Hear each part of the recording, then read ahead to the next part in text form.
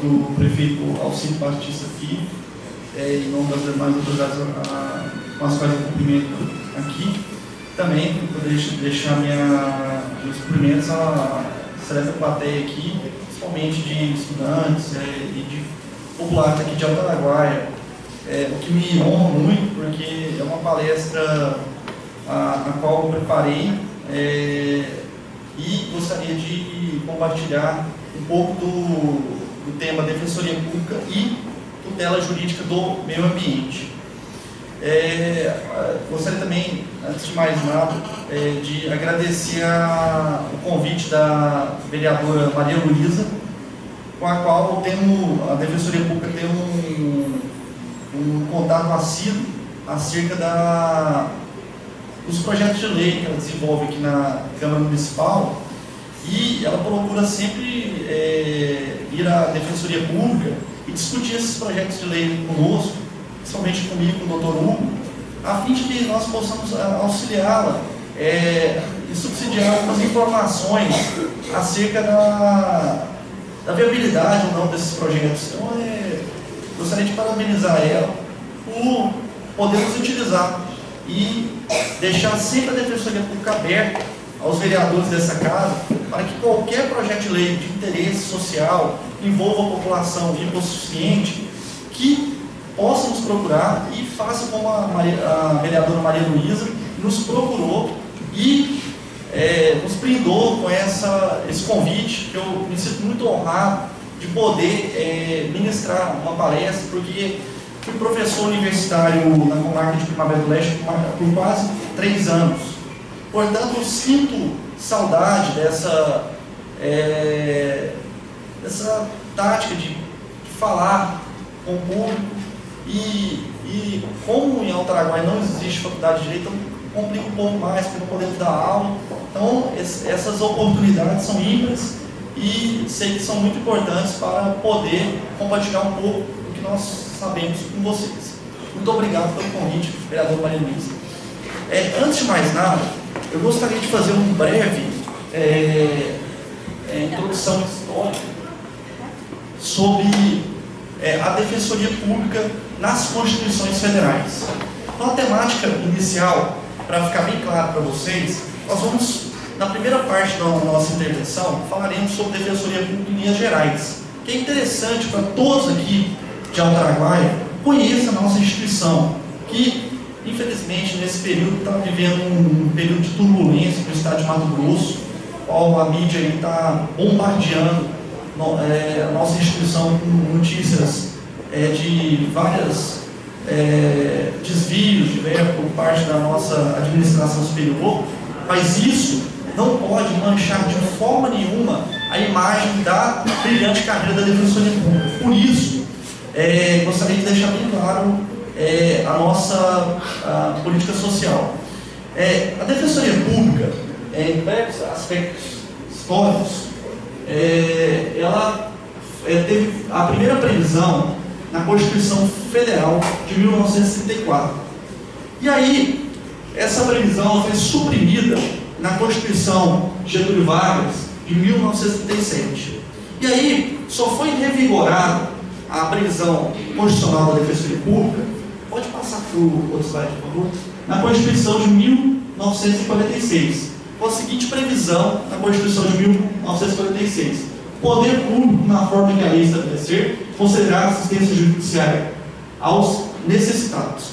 E aí, pode passar, na Constituição de 1977 foi incrementado repetiu-se o preceito anterior, e aí temos a disposição anterior à emenda 45, Constitucional 45, que foi a seguinte disposição da Constituição Federal de 88, nossa Carta Magna.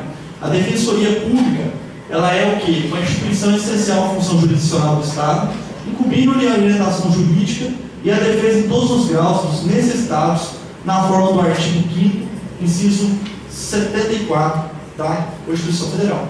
E aí, foi incrementado ainda mais esse conceito com a edição da Lei Complementar 132 de 2009. Digo isso por quê? Porque essa Lei Complementar 132 de 2009 foi uma lei muito importante para a Defensoria Pública, porque ela fez o quê? Ela fez um revigoramento legislativo dos princípios da Defensoria Pública e foi importante para trazer à tona a Defensoria Pública no cenário jurídico nacional. E aí, o dispositivo alterado com a Lei Complementar 72 foi esse que está colocado ali, sendo a Defensoria Pública instituição permanente, essencial à função judicial do Estado e cumprindo como expressão e instrumento do regime democrático fundamentalmente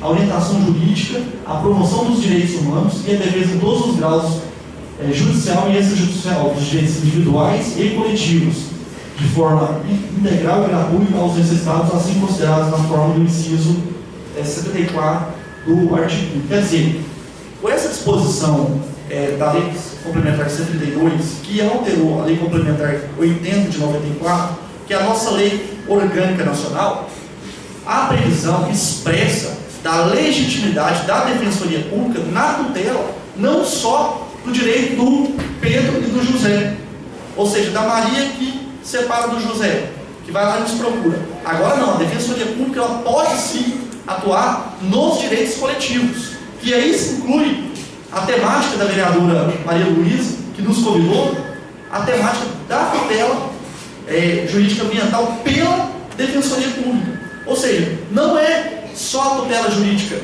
ambiental algo isolado por parte do Ministério Público, ou seja, a legitimidade não é só exclusiva do Ministério Público na tutela desse direito, porque agora, com essa nova lei, a Defensoria Pública também é mais um sujeito processual ativo para a tutela desse meio ambiente.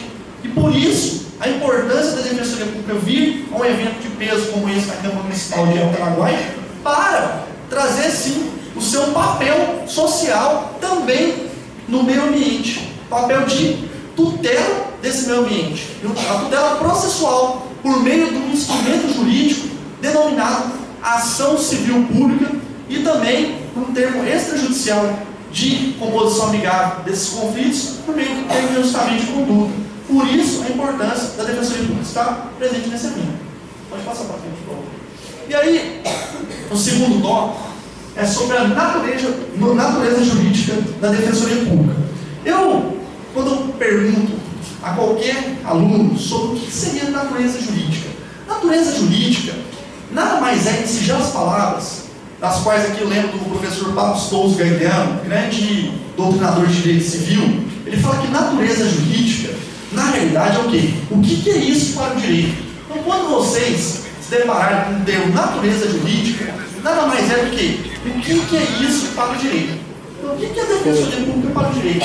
A Defensoria Pública nada mais é que uma função essencial à função jurisdicional. Por que ela é essencial? Porque sem a Defensoria Pública, você não consegue propiciar acesso à ordem jurídica por parte das pessoas que não detêm condições financeiras.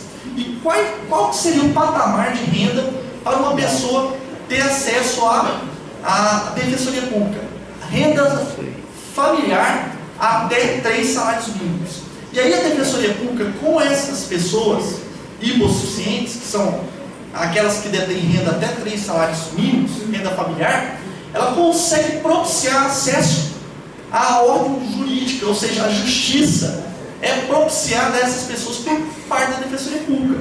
E daí a sua importância social, porque sem a Defensoria Pública, a gente fica com a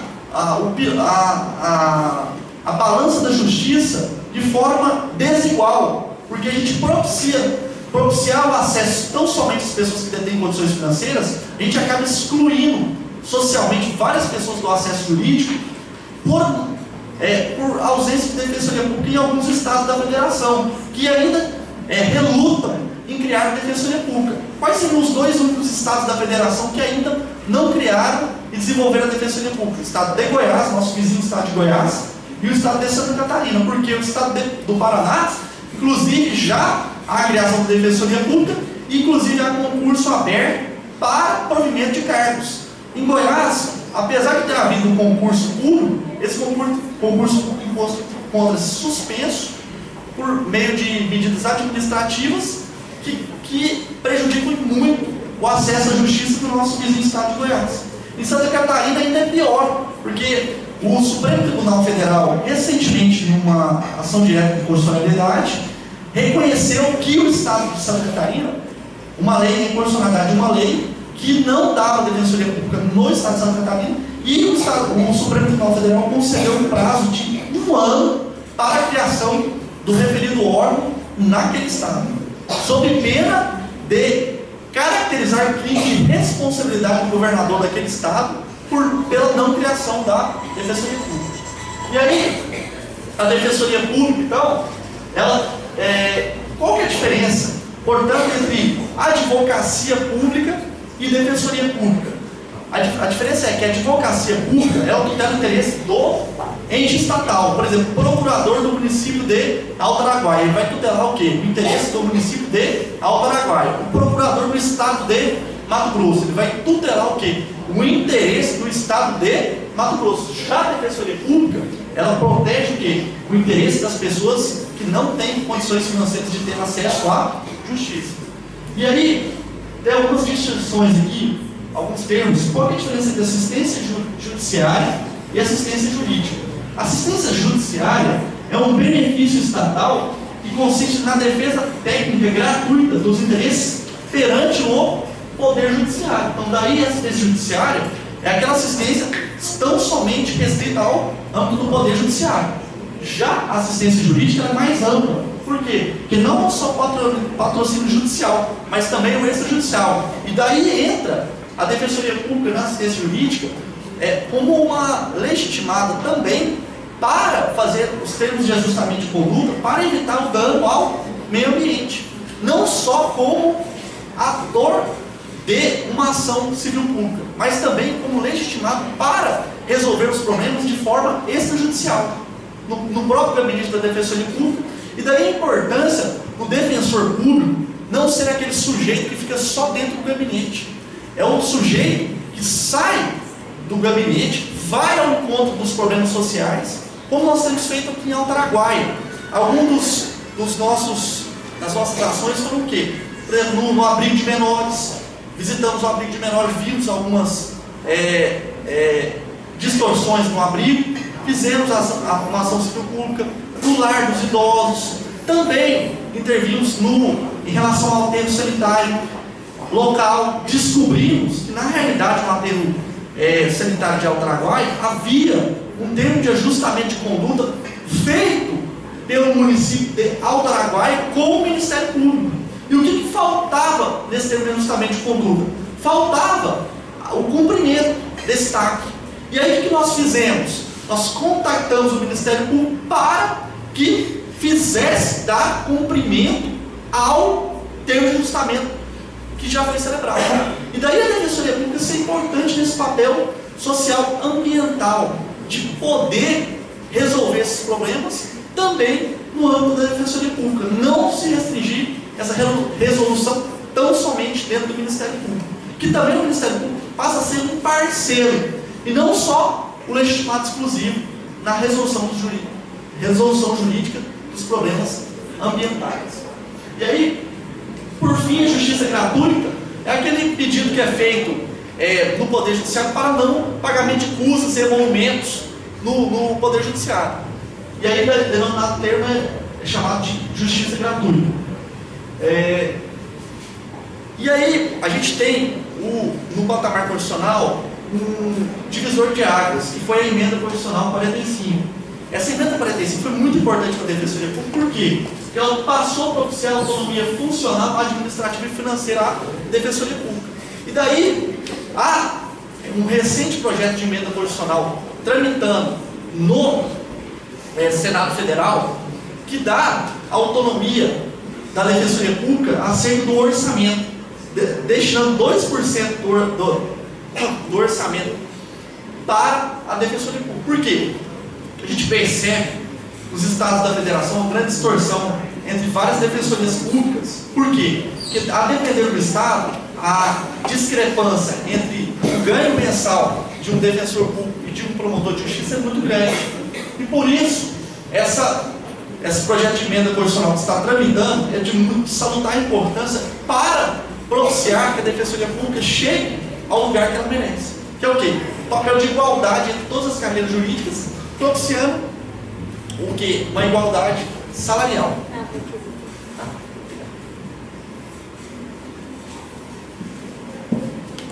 Pode passar. Natureza jurídica anterior era da Defensoria Pública, agora do defensor público. Cito aqui um grande doutrinador, inclusive referido doutrinador, foi examinador na minha prova oral da Defensoria Pública de Minas Gerais, em 2007. Também fui aprovado para Defensor Público de Minas Gerais. E na banca de Direito Administrativo havia o professor Gustavo Burgozinho, com o qual eu compartilho amizade até hoje. No livro sobre Defensoria Pública, ele diz o seguinte: se perguntado a qualquer um dessa plateia o que é um defensor público, eles podem responder claramente: é um agente político de transformação social. Por que essa definição?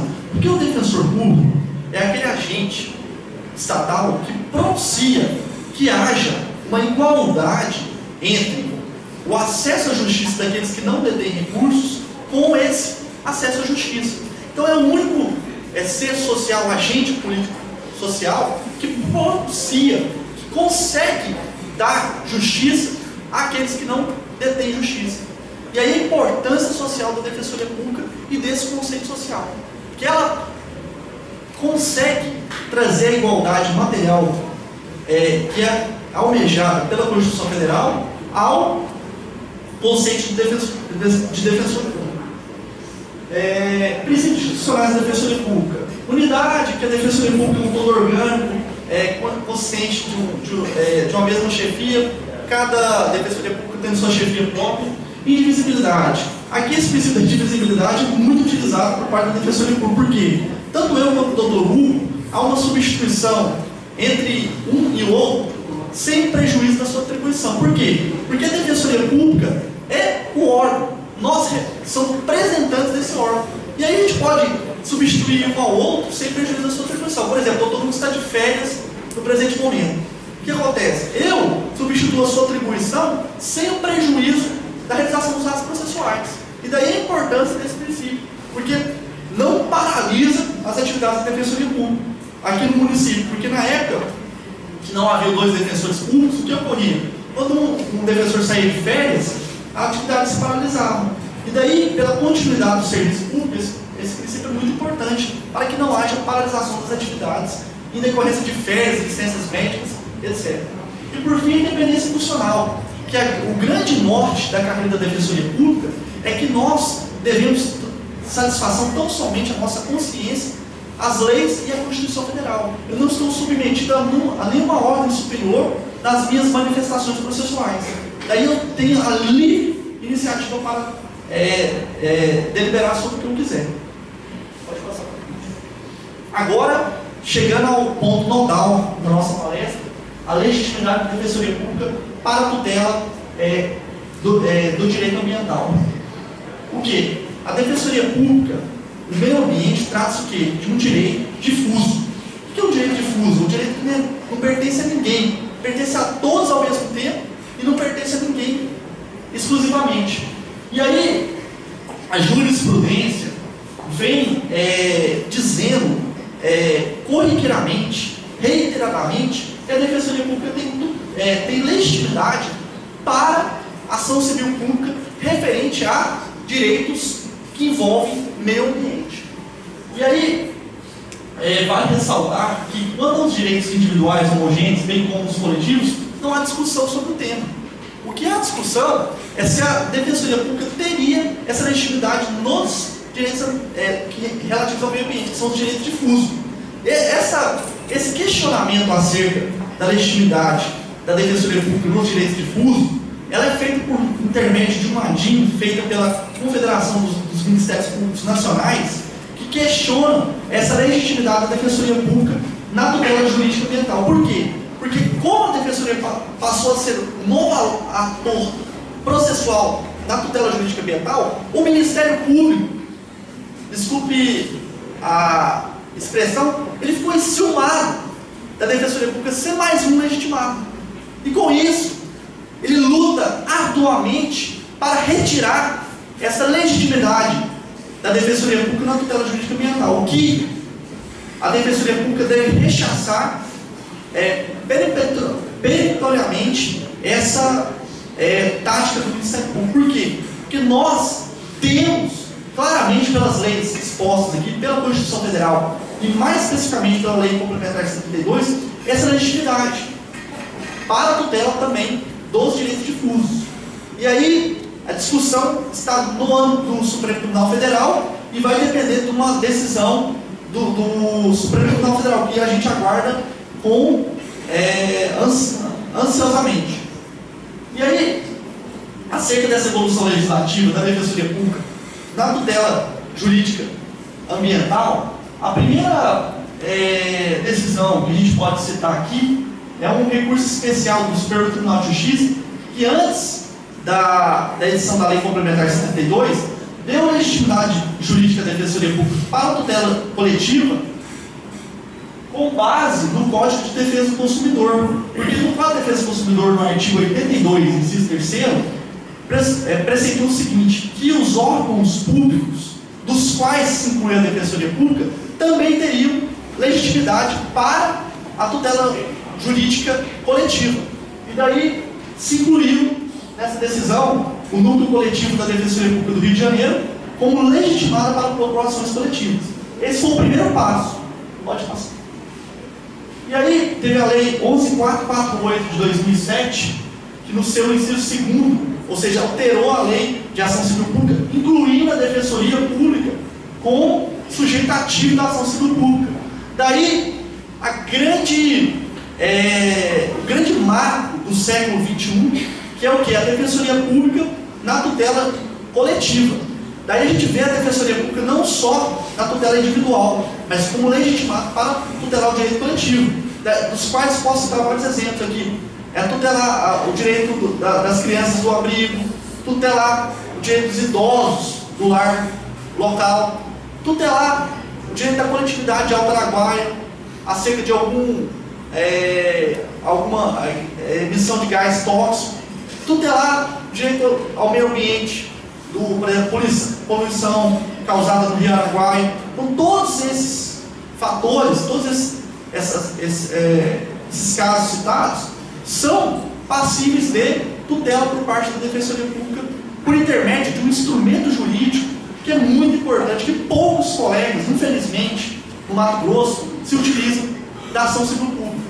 Eu cito nos dedos aqui quais colegas desse estado de Mato Grosso utilizaram da ação civil pública, o que torna dificultosa a divulgação do nosso trabalho. Então é importante que todos os colegas de todo o Brasil, inclusive do Mato Grosso, utilizem desse instrumento jurídico, que é importante para o defensor público, não só tutelar o direito individual, mas sim o coletivo, o difuso, ou seja, envolvendo toda a coletividade de uma cidade, entendeu? E é isso que é importante. Por fim, houve a edição da Lei Complementar, a qual havia dito, que aí trouxe no inciso 7º o seguinte, aliás, inciso 8º, são funções institucionais da Defensoria Pública. Inciso 8º, exercer a defesa dos direitos e interesses individuais difusos. Daí, o artigo 4º, inciso 8º, isso é importante instrumento jurídico para rechaçar aquela dívida comum. Por quê? É a legitimidade expressa dos direitos difusos. Só que a grande diferença é o seguinte: para que a Defensoria Pública seja sujeito ativo na tutela coletiva, há necessidade da presença de pelo menos uma pessoa hipossuficiente. Quando você degrada o meio ambiente, é claro e inequívoco que você vai ter uma pessoa carente envolvida. E daí a legitimidade da Defensoria Pública é claramente prevista com base nesse artigo 4º, esse inciso 8º. Pode passar para frente. Com essa última alteração da Lei Complementar 72, basta a existência de interesse de uma pessoa hipossuficiente para dar amparo à legitimidade da Defensoria Pública. Isso que fica claro. Que aí a diferença do Ministério Público é o seguinte: o Ministério Público tutela o que? A sociedade como um todo. Já a Defensoria Pública, ela tutela o que? O hipossuficiente. E daí, havendo um hipossuficiente, pelo menos, a Defensoria Pública intervém. E aí, eu questiono aqui a plateia. Qual que é a diferença entre o Ministério Público e a Defensoria Pública? Esse ponto é muito importante, porque muita gente me confunde com um promotor de justiça. E isso não é correto. Por quê? Defensoria Pública, Ministério Público são carreiras distintas, previstas cada qual no seu devido lugar na Constituição Federal. O Ministério Público é aquela instituição incumbida da defesa da sociedade como um todo. Já a Defensoria Pública é a instituição incumbida de propiciar o acesso jurídico a uma pessoa inconsciente. Agora, na área coletiva, digo aos senhores, é muito tênue a diferença entre o Ministério Público e a Defensoria Pública. E aí a gente acaba confundindo as instituições. Mas isso não pode ser, de todo modo, trazido a igualdade acerca dessas duas instituições, são diferentes. E na área criminal, a diferença ainda é mais gritante, porque geralmente, quase 99% dos casos, é o Ministério que é o titular da ação penal incondicionada, que propõe o que? A ação penal contra as pessoas. Já a Defensoria Pública, ela defende a pessoa que não tem condição financeira.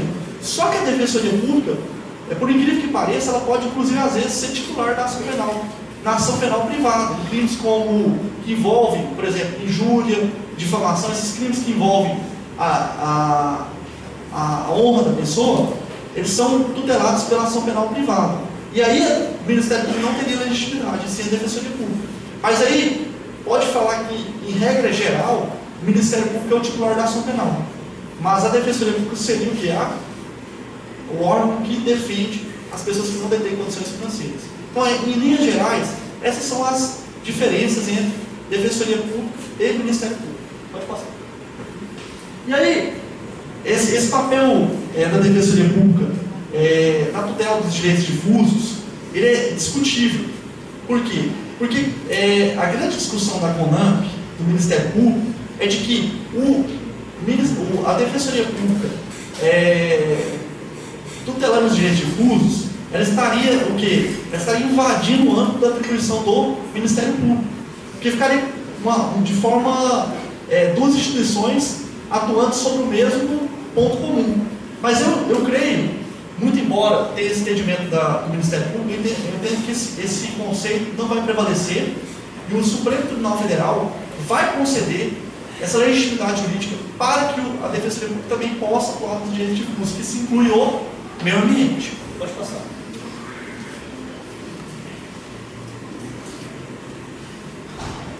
Pode passar para frente. E aí, o tópico 5.3, legitimidade da Defensoria Pública para a propositura de ação civil na tutela de direitos difusos como corolário do princípio constitucional do acesso à justiça dos indivíduos e grupos sociais necessitados. Daí, o grande argumento para rechaçar essa argumentação do Ministério Público é de que, se você propicia que a Defensoria Pública seja esse legitimado ativo, você consegue efetivar não só o acesso à justiça ao direito individual da pessoa, do Zé, do José, da Maria, da Rose, que nos procuram na Defensoria Pública, mas a gente propicia também o acesso a toda a coletividade de pessoas que não têm condições financeiras. E aí a importância da Defensoria Pública ser esse sujeito processual ativo na tutela jurídica ambiental. Pode passar. Pode passar. Pode passar. Pode passar. E aí, concluindo aqui, eu concluo o seguinte, que esse projeto de lei aqui da vereadora Maria Luísa é um projeto de lei que deve ser parabenizado. A Defensoria Pública, como instituição que tutela o direito difuso do meio ambiente, veio aqui parabenizar a iniciativa da vereadora, porque é um projeto que tutela o meio ambiente. E a Defensoria Pública, como esse órgão legitimado aqui, só tem a tecer elogios, e a grande sugestão que a Defensoria Pública daria para a vereadora Maria Luísa é que no tópico, se não me engano, no artigo 2º, ela remete tão somente ao Ministério Público as conclusões da